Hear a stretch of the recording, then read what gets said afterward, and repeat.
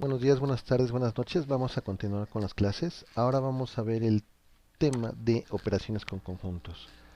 Brevemente te recomiendo que hayas revisado la clase anterior en la cual utilizamos lo que son los conectores y los operadores lógicos para que podamos dar esta clase con un poquito más de claridad. ¿De acuerdo? Bueno, vamos a empezar a definir las operaciones con conjuntos. Empezamos por la primera, que es la intersección. La intersección la vamos a denotar así. Primero vamos a partir de dos conjuntos arbitrarios que vamos a llamar A y B. Usamos letras mayúsculas de acuerdo a la notación de conjuntos. Y tenemos que el signo de intersección es muy parecido, ¿verdad?, a lo que sería una U, pero invertida. La definición la podemos ver aquí, en un lenguaje simbólico. Es igual al conjunto de todos los elementos X, tal que X pertenece al conjunto A y simultáneamente X pertenece al conjunto B. Dicho de una forma más sencilla, son los elementos en común, tanto de A como de B. ¿Por qué? Porque este operador de aquí, la conjunción solamente es cierta o solamente se cumple cuando ambas preposiciones, X pertenece a A y X pertenece a B, son verdaderas, ¿verdad? Eso se traduce en los elementos en común de los conjuntos A y B. Por ejemplo, tenemos el conjunto A que va a ser igual a 1, 2, 3, 4 y tenemos el conjunto B que va a ser igual a 1, 3, 5, 7. ¿Quiénes serían los elementos en común?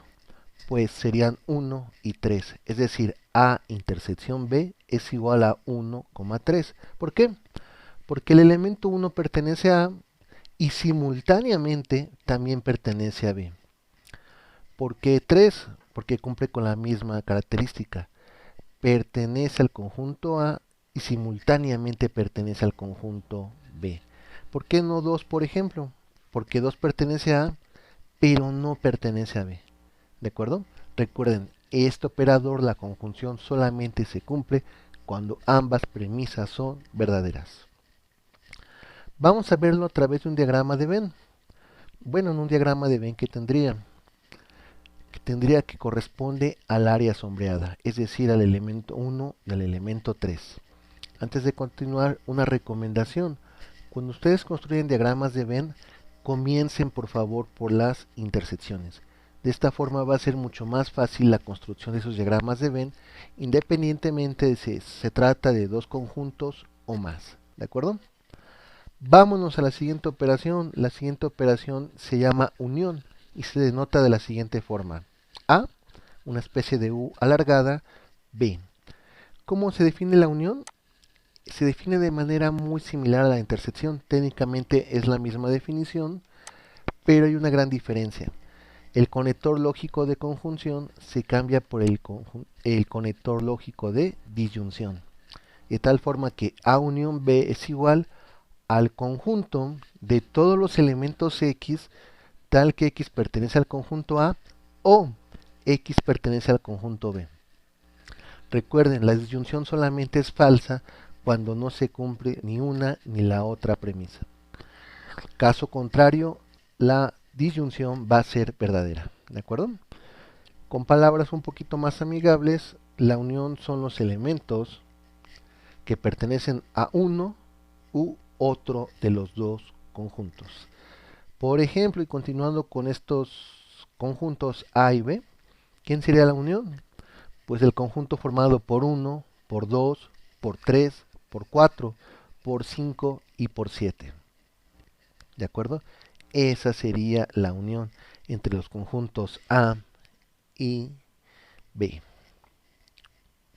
Con un diagrama de Venn, ¿cómo se vería? Correspondería a el área sombreada, que corresponde a todos los elementos que están o en A, de verde, o en B, de azul. Bueno, tenemos que las operaciones tanto de unión como de intersección se van a generalizar a varios conjuntos.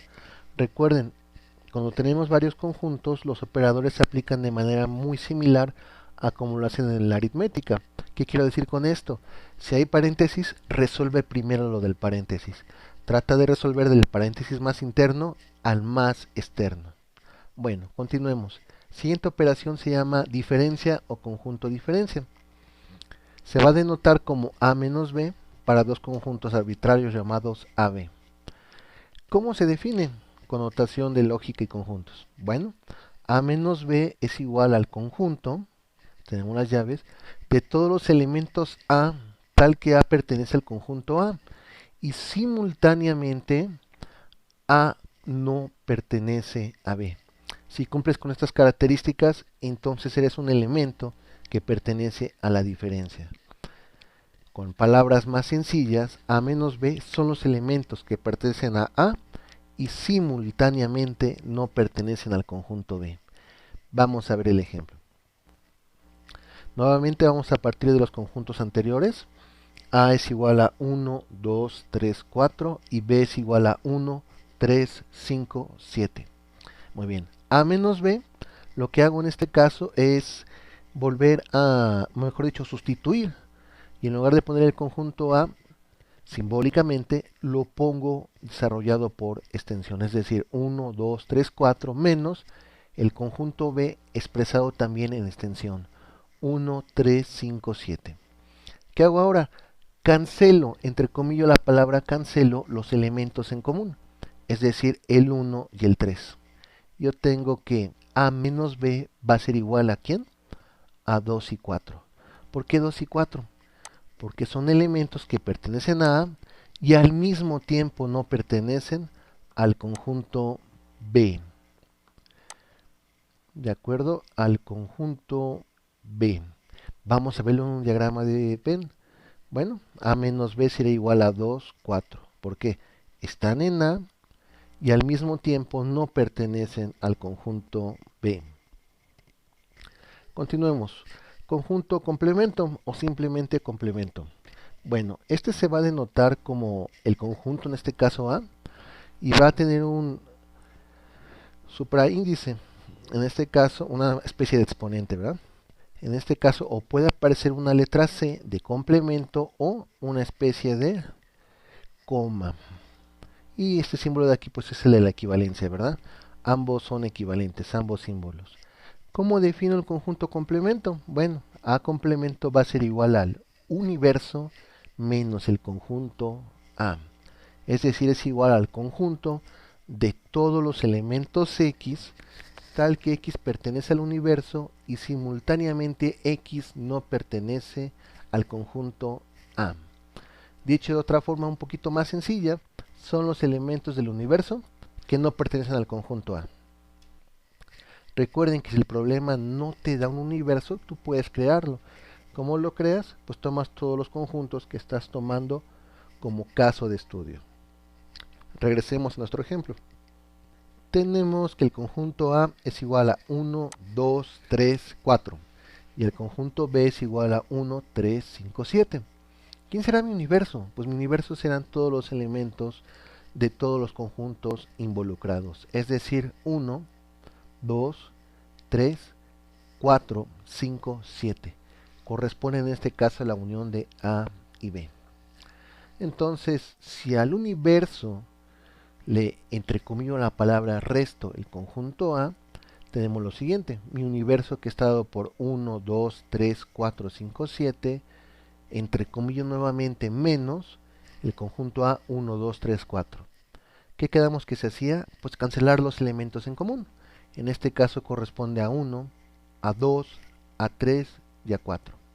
El resultado final es igual a 5,7. ¿Qué significa eso? El complemento del conjunto A es igual a 5,7, lo cual podemos observar en este diagrama de Venn. El conjunto A es 2, 4, 1, 3 y aquello que está en el universo y que complementa al conjunto A no es otra cosa sino 5 y 7. Bueno, tenemos que las operaciones anteriores también se generalizan a más conjuntos, ¿de acuerdo?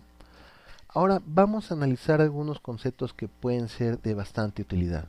Tenemos los conjuntos ajenos o disjuntos. Bueno, ¿qué es un conjunto ajeno o disjunto? Son aquellos que no tienen elementos en común. Utilizando un lenguaje más matemático, tenemos que A intersección B es igual al conjunto vacío, es decir, no tienen elementos en común, si solamente si A y B son disjuntos. ¿Qué ¿Qué significa este sí, solo sí? Ah, pues que también se cumple que si A y B son disjuntos, entonces su intersección es igual al conjunto vacío. Recuerden, este símbolo, la biyección, implica una doble implicación, ¿de acuerdo? Muy bien, continuemos ahora. Tenemos ahora la cardinalidad. Y la cardinalidad se refiere al número de elementos que tiene un conjunto.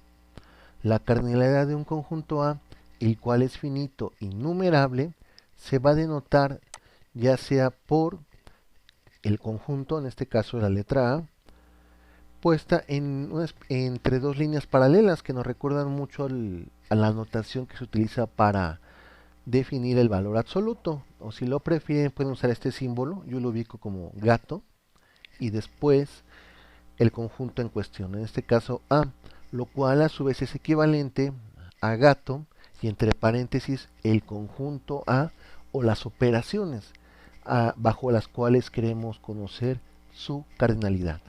Vamos a ver ejemplos.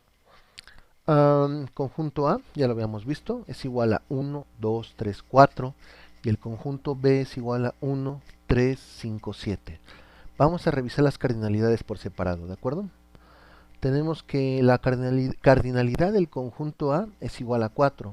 ¿Por qué 4? Porque tiene 4 elementos. 1, 2, 3, 4. Simultáneamente, ahora cambio la notación, para el conjunto B la cardinalidad también es igual a 4, porque son 4 elementos. 1, 2, 3 y 4. ¿Qué pasa con la cardinalidad de la intersección? ¿Se puede calcular? Claro, porque la intersección de dos conjuntos es un conjunto. Entonces, si recordamos lo que tuvimos anteriormente, para la intersección encontramos que era este conjunto, el conjunto 1,3. Su cardinalidad debe ser igual a 2. Y es justo lo que tenemos aquí, ¿verdad? Lo mismo podemos hacer para calcular o para buscar la cardinalidad de A unión B. En este caso vamos a ver nuevamente el diagrama de Venn. Es este que tenemos aquí. Y contamos los elementos que están presentes. Es 1, 2, 3, 4, 5, 6. Entonces la cardinalidad de A unión B debe ser igual a 6. Vamos a ver, aquí está, igual a 6. Muy bien. Ahora, ¿qué pasa con el conjunto vacío? Bueno, pues el conjunto vacío va a tener una cardinalidad igual a 0. ¿Por qué igual a 0? Pues porque no tiene elementos. Y eso va a ser importante también. Ahora, ¿qué pasa con la cardinalidad de los conjuntos infinitos? Conjuntos infinitos, por ejemplo, los números naturales o los números reales. Pues aquí se trata de un tema amplio y es axiomático incluso. Recuerden que cuando hablamos de axiomas en matemáticas estamos hablando de las reglas del juego, y muchas veces esas reglas son actos de fe. Es un concepto, una palabra que no le gusta mucho a algunos matemáticos, pero en su momento un profesor de la facultad así definió los axiomas. Los axiomas muchas veces son actos de fe sobre los cuales vamos a desarrollar teoría que termina cumpliéndose, ¿verdad? Y bueno, en este curso diremos que la cardinalidad de un conjunto infinito es igual a alet 0. En este caso pongo la letra. Es una letra del alfabeto hebreo, si no me equivoco. Tiene como su índice al 0. Si alguien se lo pregunta, también existe el alet 1, el alet 2, el alet 3 y en principio el alet 0. Donde el alet 1 es una cardinalidad mayor a la del alet 0. El alet 2 es mayor que el alet 1 y así simultáneamente. ¿De acuerdo? Si quieren darse o meterse un poquito más en este tema de los conjuntos, recomiendo ampliamente la serie Shaun, o también podrán revisar algunos libros de álgebra superior. Vámonos a lo siguiente. Conjuntos equivalentes. ¿Qué son los conjuntos equivalentes? Bueno, dos conjuntos arbitrarios A y B son equivalentes si tienen la misma cardinalidad. cosa que representamos ya sea con notación de gato o con notación de valor absoluto o similar a valor absoluto. Por ejemplo, el conjunto A ya habíamos visto que tiene cardinalidad igual a 4 y el conjunto B también tiene cardinalidad igual a 4, que concluimos que A y B son equivalentes, ¿de acuerdo? Ahora veamos un concepto que puede ser muy valioso para resolver problemas que estén relacionados con conjuntos. La cardinalidad de una diferencia y la cardinalidad de una unión.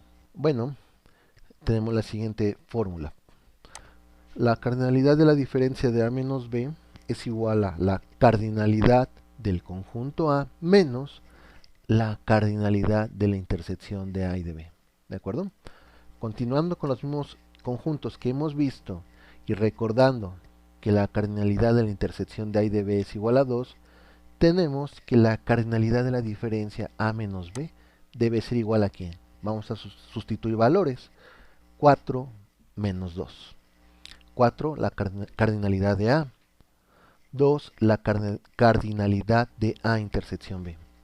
4 menos 2 me da 2. Vamos a ver si es cierto. Vamos a comprobar o corroborar en el diagrama de Venn que construimos. Aquí está.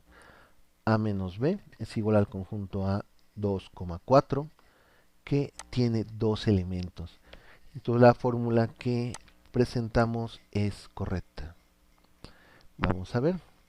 También hay una fórmula para la unión, la cual nos dice lo siguiente.